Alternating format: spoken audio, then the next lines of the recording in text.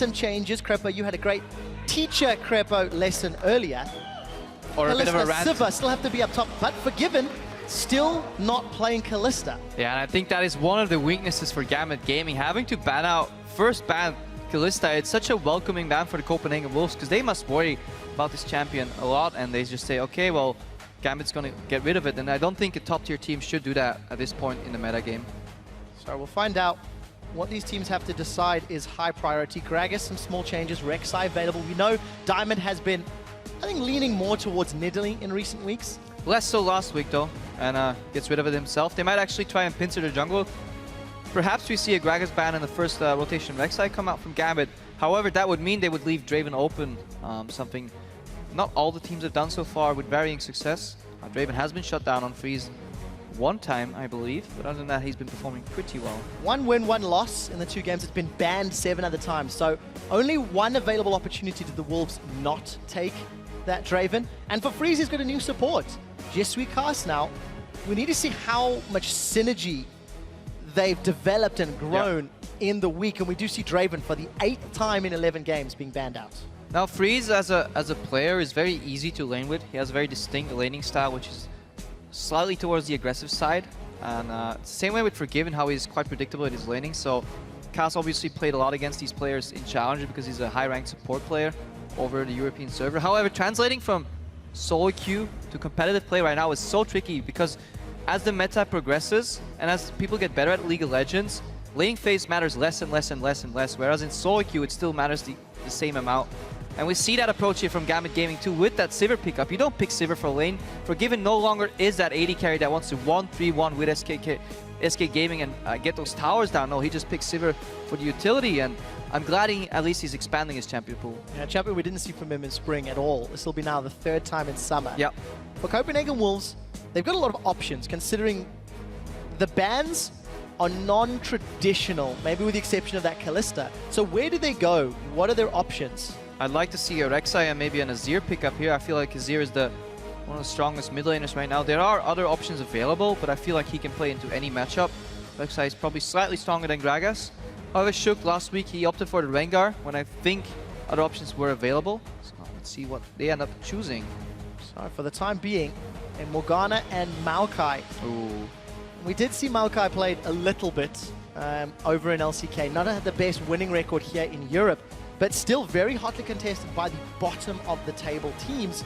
And it's not one that you're a massive fan of. 5 wins, 11 losses coming into this week. He just hasn't shown much results over in Europe. Yes, LCK still plays him. They obviously play their lane swaps a little different, where they actually still try to let that Maokai farm up in the 1v2 and let him get tanky. Often we see either the meta in Europe where he gets really tanky in the 1v1 lane, but he doesn't have enough damage to deal with those with the enemy carries. Whereas if you play Maokai, you only have 2 threats on your team. If you're going to play into a very mobile Gambit Gaming with Sivir, your 2 threats are just at risk of getting blown up immediately. So I want to see the Wolves use this Maokai to their benefit, but it seems outdated. And talking about being a little bit outdated, Crepo, you feel quite strongly about how the Wolves have frozen lanes. One of the most prominent teams in Europe who still freeze lanes to get farm, often on Freeze himself. But I think they've learned from that. They must have done their VOD reviews, and it's one champion you don't want to freeze against is Sivir because she makes that even worse, right? Where normally other people would leave the lane and group up, she facilitates that even more. And whereas we said Copenhagen Wolves stuck in the past with the Maokai a bit, Morgana top tier pick 2. Gambit is orienting towards that poke already, so they have the Jace poke. This means they need some magic damage over in the top lane because they're pretty heavy on AD right now. And they have a tanky Gragas to facilitate that. Now, we talked a lot about Janna. I wonder if Gosu Pepper doesn't strike me as a Janna player. So I wonder if Gambit Gaming is going to stick to fully meta or if they're going to have like a little, Gambit-esque variant on that. Well, I'm taking a look through Gosu's previously played champions. Lulu, if he was looking for disengage. Bard, if he wanted to go that route. Those are some he's played already. Or, obviously, the Janna, as you've touched on. Shook, going for the Lee Sin over the Rek'Sai. Very low on damage. Copenhagen was very low on damage right now. Corki does okay in the early spike, but as we go later in the game, I feel like they need a lot of damage coming out of their last pick and somehow keep that alive. And the only mid laners that, do a lot of damage, Azir, I feel will be needed by the Wolves. Otherwise, I feel they'll just get run over.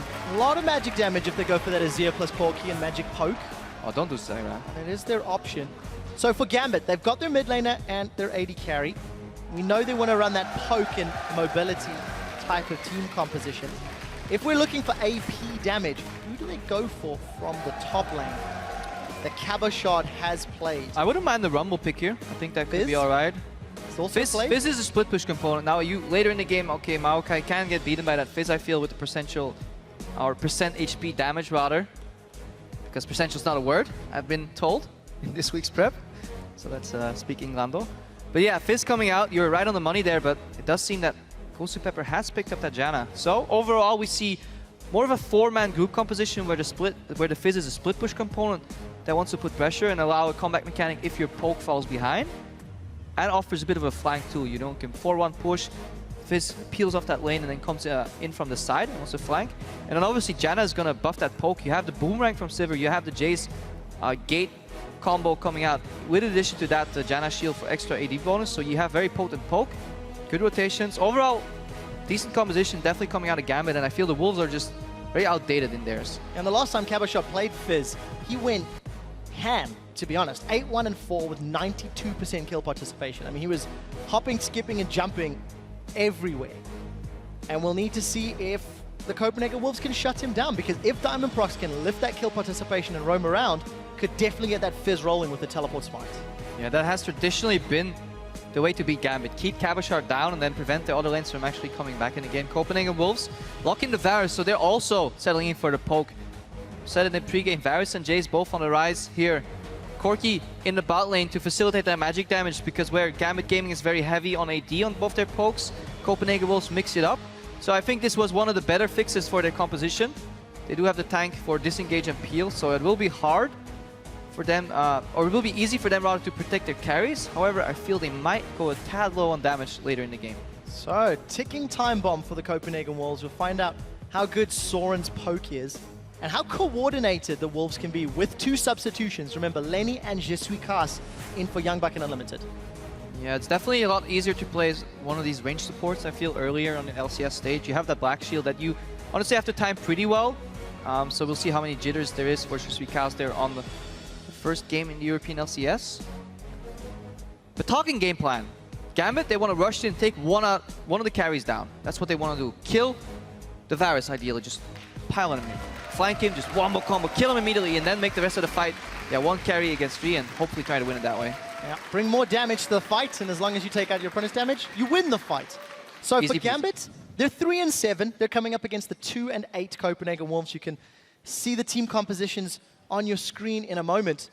There's a lot of pressure. Gambit, they want to make playoffs. You heard Sean's the coach talking about performing when it matters. You guys at home, jump on Twitter. Let us know, who do you think is going to win? Hashtag GMB win or hashtag CW win. And the crowd is hyped. I like this. Good energy today. Here we go. Flags are lit on the left-hand side of your screen. It's Gambit versus the Wolves. Gambit started their 3-game winning streak against the Wolves in week 3. And we'll see if Gambit can do the same in week 6. Person I'm going to watch is Shook. I really feel he needs to break open this early game with his Lee Sin. Phenomenal Lee Sin player if he's in his element, if he can keep going. Just land those early engages and get those ganks off and start snowballing. Soren for the time being. Going to spot this little invade.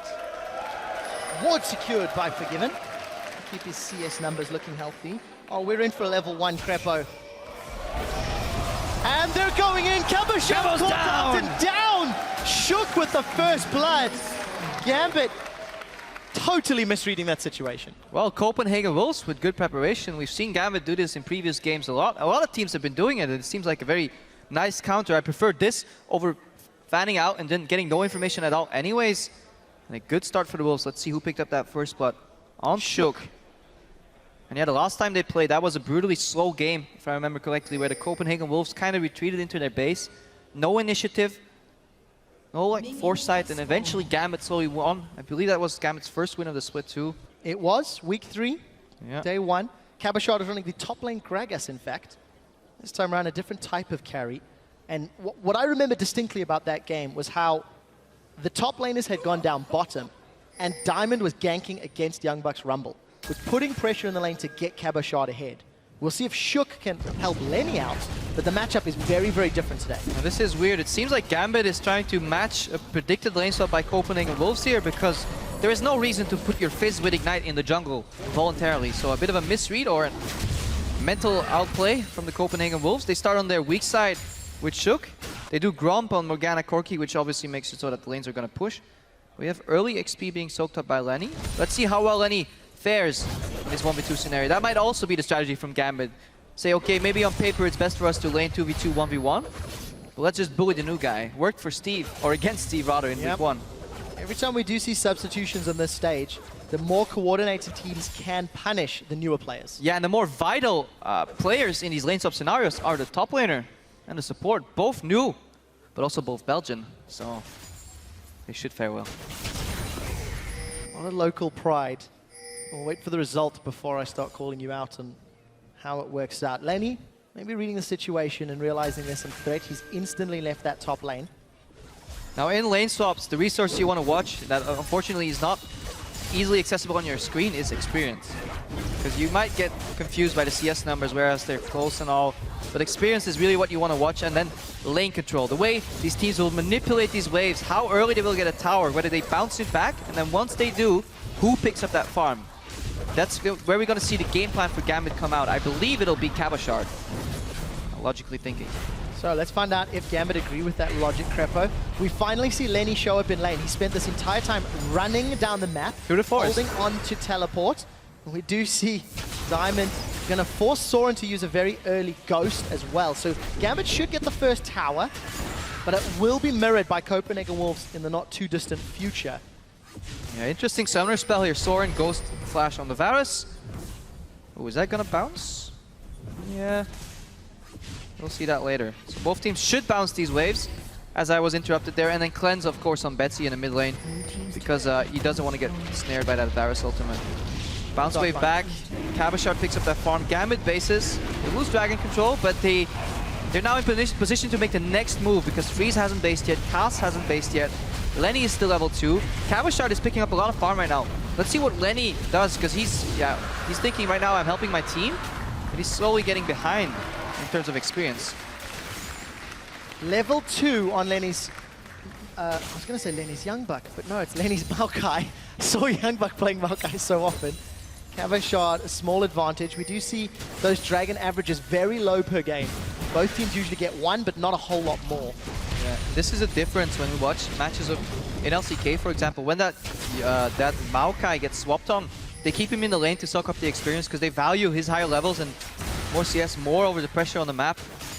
Because they want to make sure that he stays tanky, because if you run a medium tanky Maokai into poke, he becomes very just useless almost. Here he is going to the bottom lane. Let's see if they can dive this with the Kabashard TP, because that's what people usually do. Kabashard's playing 1v2 and they're sending him down bottom. I feel a little early. I feel they didn't need to. Then he's backed away. They should be able to secure this tower.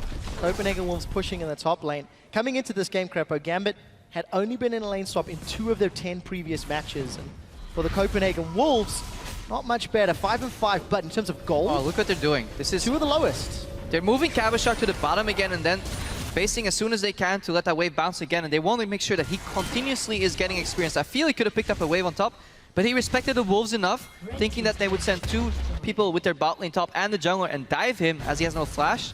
They want to play on the safer side of things. Gambit bases again. They're putting Forgiven behind. This is the opposite of what we saw in SK.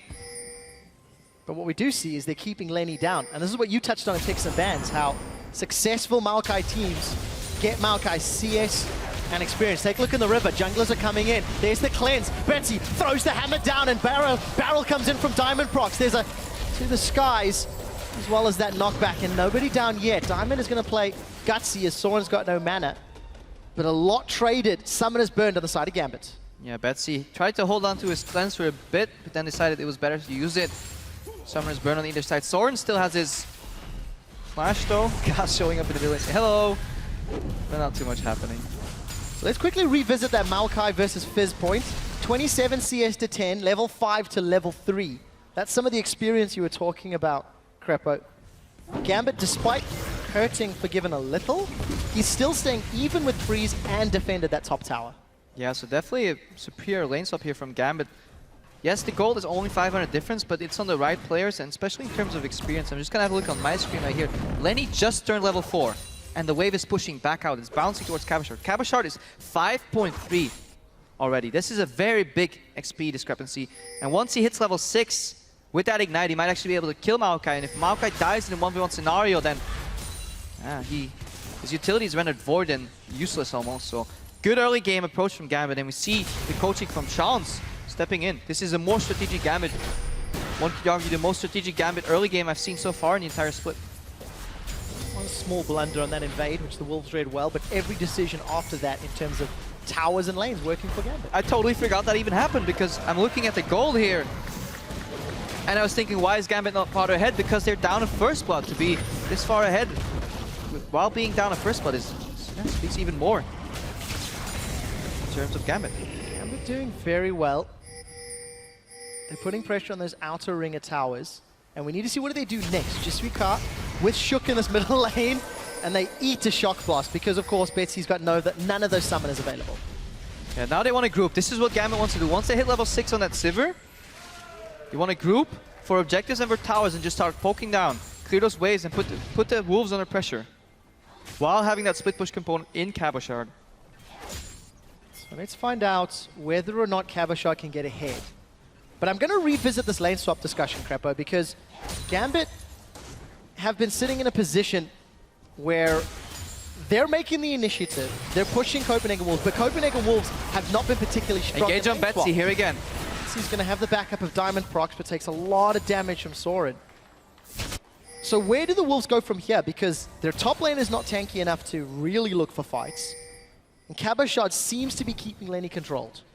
I feel the Wolves have already made a crucial mistake that they're now trying to fix, but due to the nature of their composition, it's gonna be hard. They don't have the comeback mechanic here. They need, and On The Hunt gets popped, Cabo goes in. Chum the Waters connects, Lenny gets slowed, Boomerang's out. He's gonna go in for the attack before we see Shook jumping in and dashing out.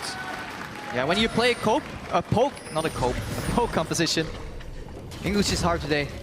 When you play a poke composition and you don't get to group up and poke, you obviously don't have too much left, especially if you don't have the damage threat in the top lane to put any pressure. Lenny is playing that tanky Maokai, but he got shut down in the early game, and we talked about this in the opening. Top tier teams are no longer picking Maokai in Europe, and are we seeing why in this game? Gambit just seems to have shut down Lenny so efficiently. Forgiven and Pepper putting a lot of auto attacks onto the inner turret, but they don't have the most AD to work with. But look at Cabashard's farm. Yeah, but look at that wave that's coming his way. He can actually freeze this wave if he wants to, because Gambit is fine playing on low pressure because they have the wave clear from Betsy in the mid lane.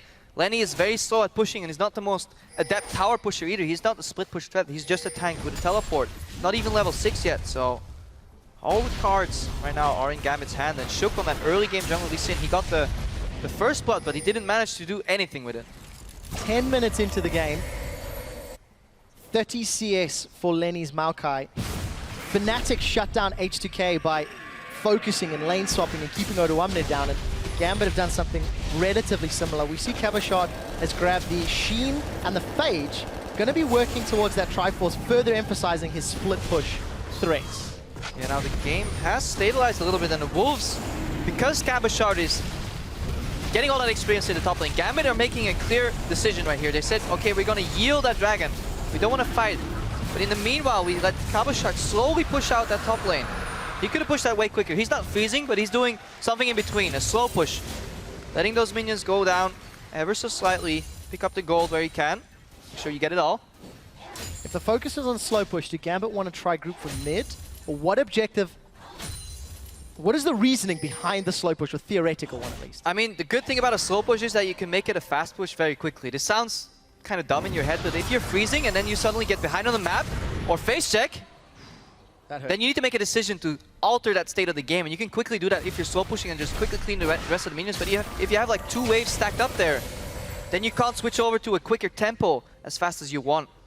And meanwhile, this is enough to catapult Cabashard in the lead. Look at him right now, level 8 against level 6 on Lenny.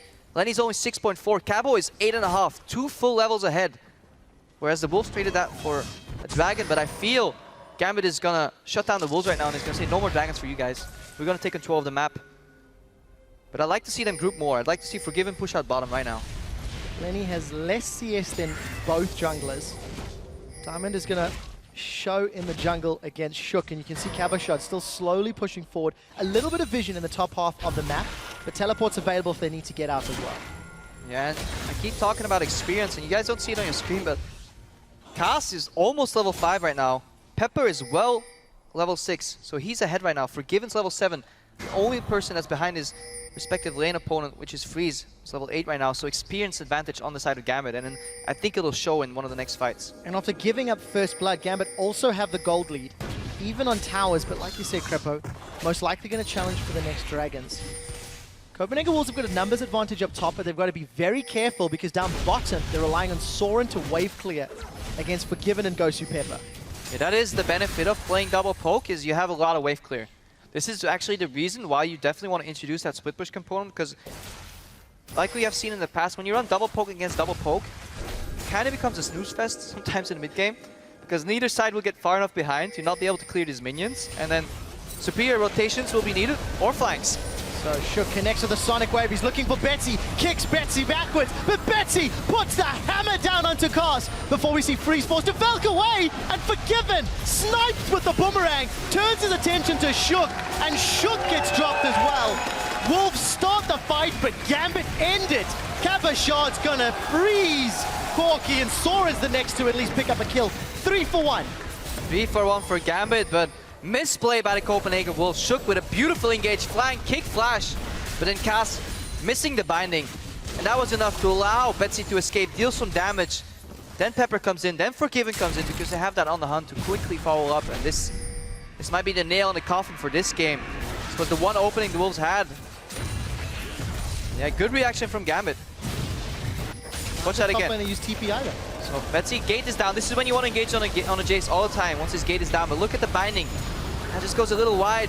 Cass is forced to defensively black shield himself. Get the heal, but he still dies. Betsy's still alive, and watch Pepper. He saved enough mana for that Monsoon. You could argue whether it was needed or not, but secures a kill. He probably won't need it in the next 2 minutes. Cabo comes in. Trading 1 for 1 on a split pusher is fine, because the people you kill often are not the ones that are going to deal with you later. As long as you stay ahead of Lenny, your direct lane opponent, Cabochard is fine with taking kills. And he catches, it costs Gambit a tower. The Wolves are now the ones grouped up. You can see Cabochard down in the bottom lane. He does have teleport available, but there's no minions left for the Wolves to continue that siege. Yeah, now Cabochard again just wants to put that split push. Now, ideally, Gambit want to send somebody top, push out the lanes, then return to group, and put a bit of a flank pressure on Cabochard. Diamond, however, he wants Cass. Hold on to that explosive cask. As Copenhagen Wolves are in full retreat. The poke wars are on. Soren throws out a piercing arrow, and it's not going to be enough to defend the tower. So all outer towers down on both sides of the map. Cabochard's got a minion wave pushing up to this inner tower. Gambit seem to set their sights on it, as well as that blue buff for a snip. Yeah, and this is why Janna is such a good pick as well. It facilitates the rotations. You can buff up that poke with the shield, get that extra AD, and then most importantly, if Shook tries to jump in, he has to combat Howling Gale and Monsoon for disengage. And it'll be incredibly hard for the Wolves to engage. They almost have to use their Black Shield on the Lee Sin, who then needs to get a good kick somehow that keeps everybody alive, to burst people down with only 2 damage threats, of which one of them scales quite horribly into the late game. Very tall task for the Copenhagen Wolves. And is already behind Forgiven Siva by a sizable amount, 30 CS. Freeze is going to have that difficult time, as you mentioned. It does only equate to 600 gold. He has a Triforce spike too, so right now Freeze is on his strongest position in the game, because Triforce doesn't scale well with other items compared to the likes of an Infinity Edge. So Freeze hit his power spike, but the Wolves, they can't use it. And every time we look at Cabochard, he's got a very large minion wave to farm. 148 to 58. Yeah, and minion wave manipulation is what you have to do in lane swaps, because it's predictable. You always know how these minions are going to interact with each other. You always know how this wave is going to behave. Forgiven had to flash though. Poke coming out, so he's finding out what it feels like to play poke or against poke. Spell shield was not enough. No, not this time. And you know, Lenny, we keep looking at it. They want the 3rd dragon. Currently level 8 to Cabochard's level 12. A 4-level deficit is really, really massive. There is that dragon spawned. Gambit have got teleport from Caboshot, and look, he's pushing top. So even if Wolves are going to secure this, there should be some tower damage from Cabo. I don't like Gambit is giving this up. They should have grouped for this, in my opinion. Giving away a third dragon for free, oh well, for free is arguable, but trading it for some top lane damage that you could get anyways. Not the biggest fan, but the Wolves, they hit their spike, they poke out, they force Forgiven's flash, they get that dragon. Remember, with the experience changes, if you're behind, you get more experience relatively, so it's easier for you to catch up. It's Gambit's turn to punish. Easier to catch up, but when you're losing towers and gold, it's going to be much more difficult to defend. For Copenhagen Wolves, it's a matter of holding fast and digging deep once they get to these inhibitor turrets. And we haven't talked too much about vision this game. It's been pretty limited. Cass has been running around doing his best, but it's been hard for the Wolves to get vision deeper across the river on Gambit's side, so they've been locked on their map. So I would like to see putting those double side stones from Gambit to use. I think that's something Gambit as a team still need to work on. GoSuPepper and Diamondprox need to work a little better together, get better vision. However, so far, it's been good this game. So they've been mostly in the right place at the right time.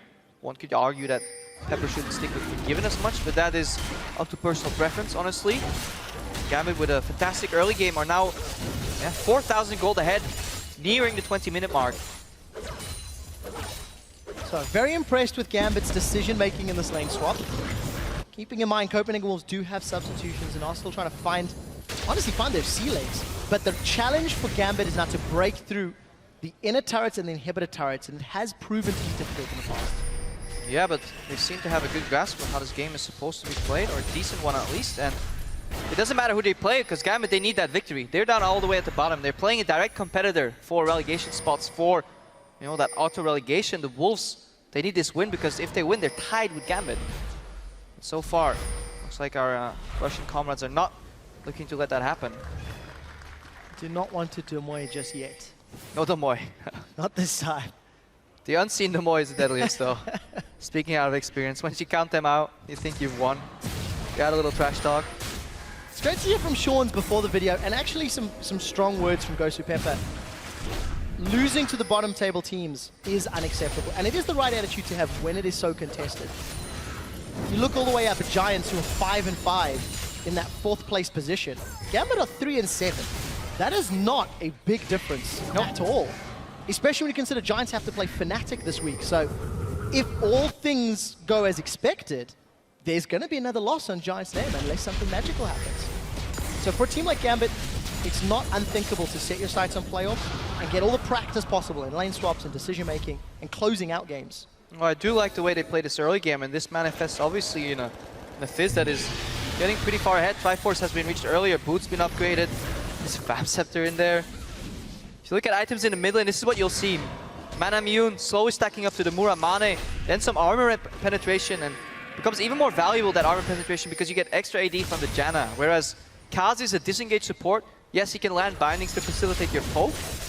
He can black shield you against the engage, but Gambit's poke will always be slightly stronger. So I just want to put that emphasis on that Janna pick yet again. I think it was smart that Gambit went for it, because so far we've seen questionable support picks at times. The double Taric from GoSuPepper. Yeah. Hey, it's a counter to Kalista. Worked 50% of the time. Lenny, on a more serious note, I just want to highlight, at 20 minutes he had 72 CS. It's actually the 2nd lowest of any top laner this split so far. And it was, I think, because of Gambit's dishes, Odoamne was #1. Yeah. Correct. So that was a horrible shutdown. And Gambit have done not necessarily as dramatic, but they've kept Maokai. Maokai's only got a Righteous Glory, and that's not going to be enough tankiness against a Triforce Eye-Edge Brutalizer Man Immune. Here comes Forgiven. Now, luckily, in these type of compositions, Fish goes wide, cast flashes. Gonna continue to peel defensively. Gambit engaged, but they don't find anything. It looks like Shook may be able to get away, running the gauntlet, and there's no chum the waters for Cabot. Now, luckily for the Wolves, in these compositions, the priority of farm and the priority of experience is Maokai is still 3rd. You still want your both poke champions ahead. So that's what we saw right there. They can stand up and poke against each other, and whoever sidesteps more skill shots, like Kaz does right there, and then in return lands some poke, and still win these fights. However, in a brutal frontal head-to-head, Maokai only has that Righteous Glory to go in. So he's gonna die really quickly, so they need to make Good engages. Well, the one thing you did touch on, Crepo, was flanking. And if Shook and Lenny can surprise Gambit, there is enough initiation and engage to secure a kill. But the trick is to get the vision and catch Gambit in a positional error.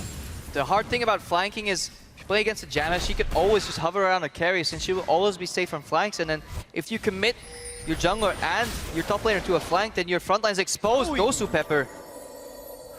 This is why we like to see people ward together. Solo mission, I've yet to see Gosu tag team with Diamond Procs. Get that vision. Interesting to see relatively early Ionian boots on that Janna. I like it.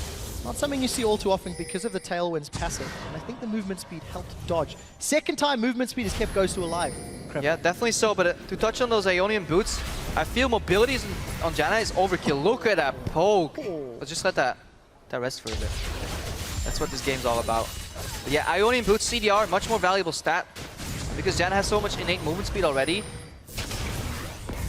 It's a little overkill to go Mobies, because if you're on 21 utility, then you drop down so much movement speed in the fight, whereas she's quick enough outside the fights anyways, so you rather have some in-fight mobility to dodge these pokes repetitively. Save your defensive tools to help out your teammates. So Dragon number 1 picked up here for Gambit, uncontested from the Wolves.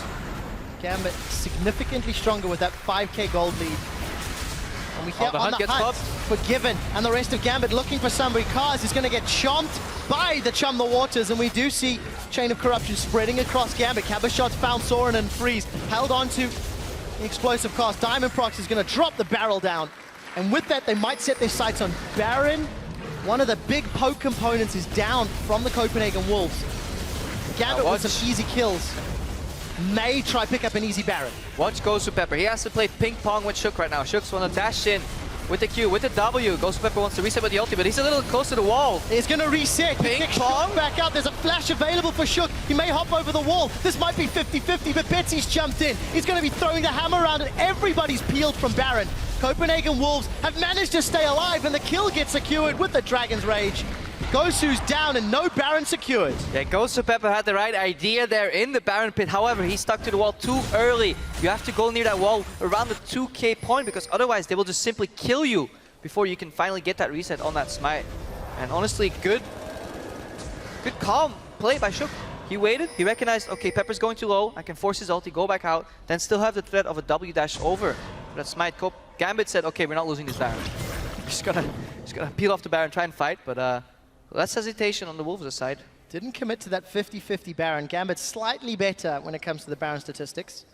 And you never want to commit to a 50-50 when you're running poke, because Baron is so good against poke and so good with poke.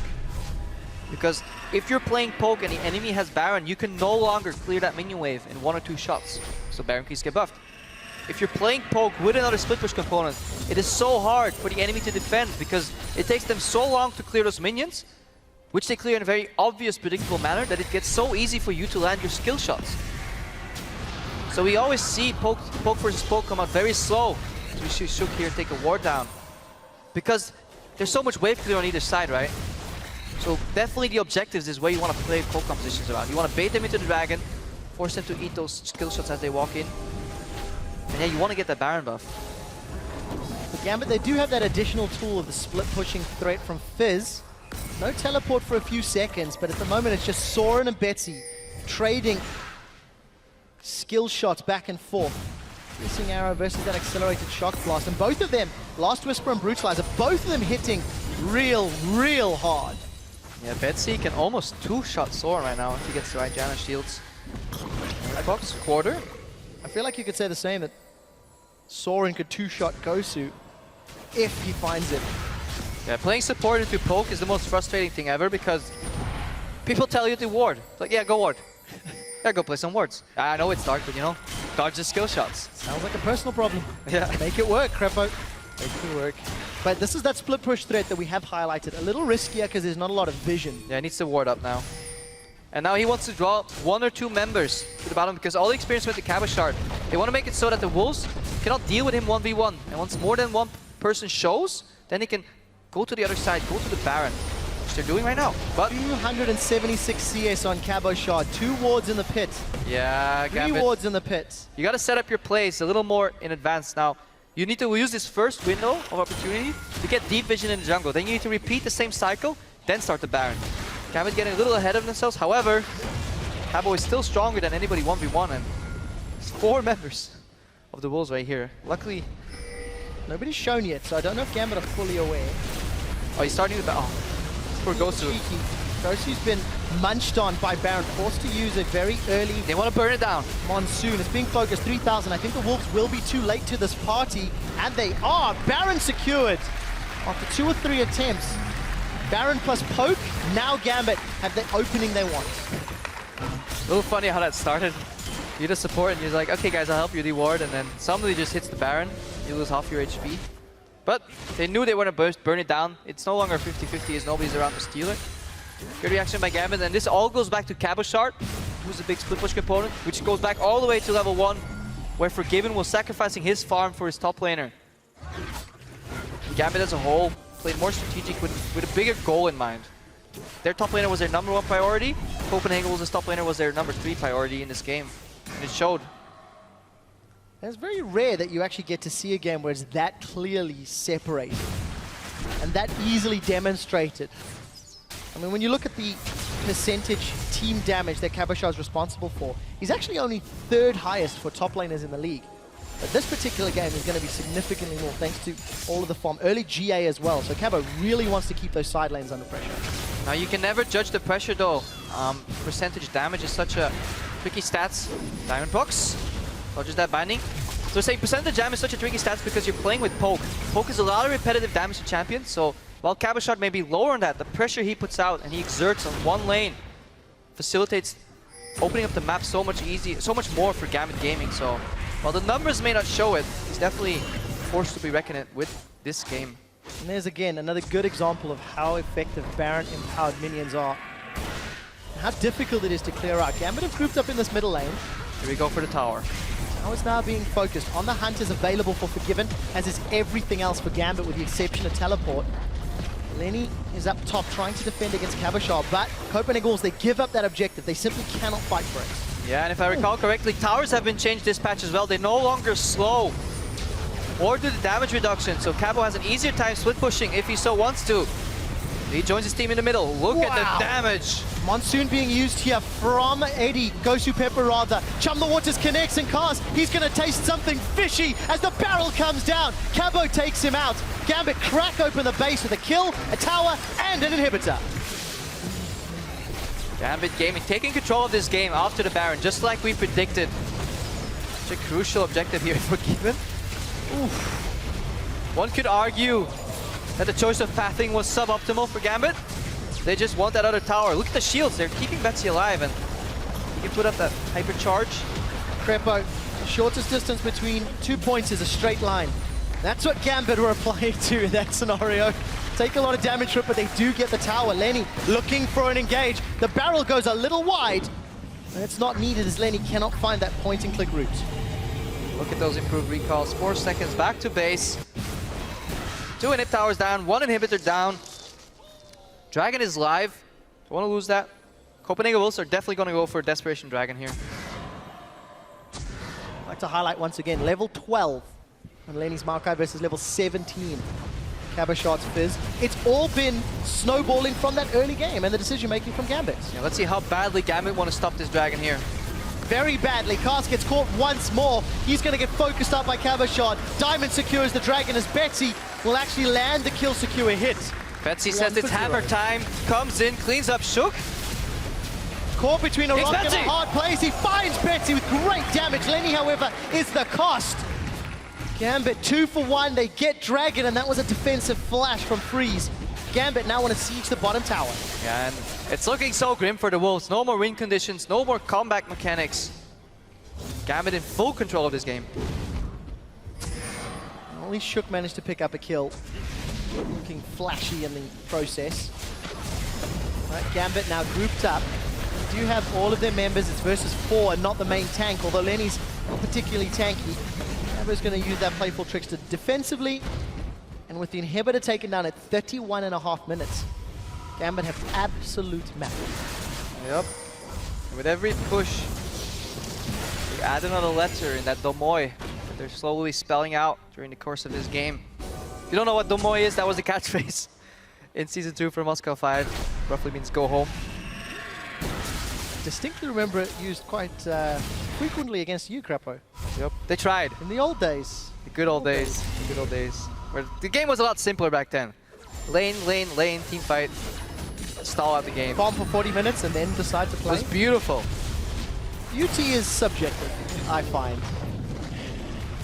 But what is beautiful is Gambit's growth this split. I think from when the team started in week 1, they were quite open and quite vocal about some of the difficulties preparing. And one of the things that I think we keep repeating is how we all thought, will the team adjust to Forgiven? Actually, it's Forgiven that's adjusted to the team in his champion picks, in his play style. I think we've seen more growth from Forgiven this split than we'd seen last year and this year from when we've seen Forgiven play. However, he was so incredibly good at his style, though. Oh, yeah. I feel like Forgiven didn't warrant any... He didn't need to grow all that much until the SK strategy got kind of exposed. But yeah, definitely nice to see some adaptation here. Willingness to play different roles within the team environment. Also, props to Chance for stepping up to the plate. I mean, coming into a winning team, it's easy to start as a coach, but almost train wreck that was Gambit week 1. Compared to like right now, it's such a vast improvement, and this is not only obviously Chance, it's all the members working hard. Yeah, the game plan was quite clearly decided going into the matchup. Yeah, and it was near flawlessly executed. Massive damage onto I Am Cheese. Jesuicas, of course. And that should be enough to open up another inhibitor. The Chain of Corruption goes up, but that's going to do absolutely nothing. Yeah, we're going to see some wine with that cheese. Copenhagen Wolves pressured, and they're going to be crying, because there's so little you can do at this point in the game. Tiamat picked up for Cabochard as well. Interesting. Why not? Go all in. That's what he's been doing every single time. Cabo left uncontested. Look at this, Nexus Toad's dropping. Copenhagen was forced to respond, and Cabo's going to get this tower. Betsy is sitting down in that middle lane, pushing on the bottom rather, and Lenny's forced to use the twisted advance. We do see a kill picked up for Forgiven as the rest of Gambit focus on the Nexus turrets. They set their sights on the Nexus, and Gambit absolutely destroy the Copenhagen Wolves.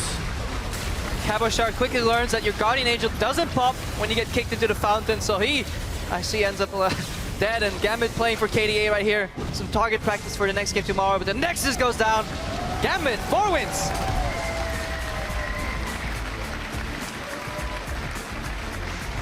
A well-executed game.